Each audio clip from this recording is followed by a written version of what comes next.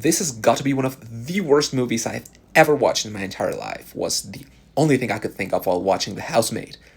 I stand by that thought, and yet, I'd kind of recommend it. Okay, so girl gets a job she desperately needs by being the housemaid of a rich family.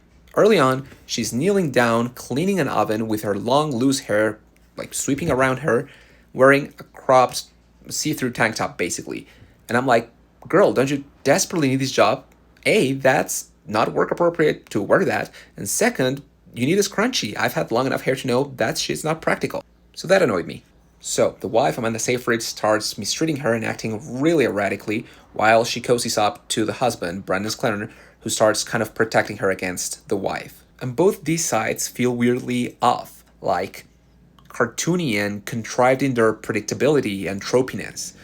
And then we get to a point where it's like, oh no, it would be a shame to waste these amazing Broadway tickets. Oh wow, I'm having my Pretty Woman moment. Oh no, there's a storm. We better get a hotel. And so it just feels weird, like the theater was laughing sometimes with the movie and sometimes at the movie. But this is all the first half, so it feels rushed and wrong.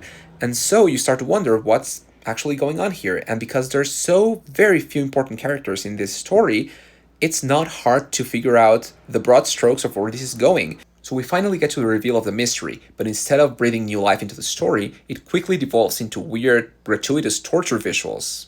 Also, I had never seen Sydney Sweeney act, and, well, Amanda Seyfried and Brandon Sklenar were great. It is weird, silly, scandalous, and explicit both in the spicy and the violent sort of ways.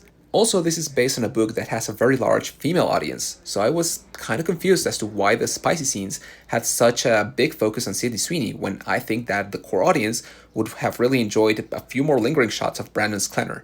But I think that if you're looking for like a wine movie to put on the background and sort of turn your brain off, you could do a lot worse than this one. I kind of recommend it, but I can't give it more than a 4 out of 10.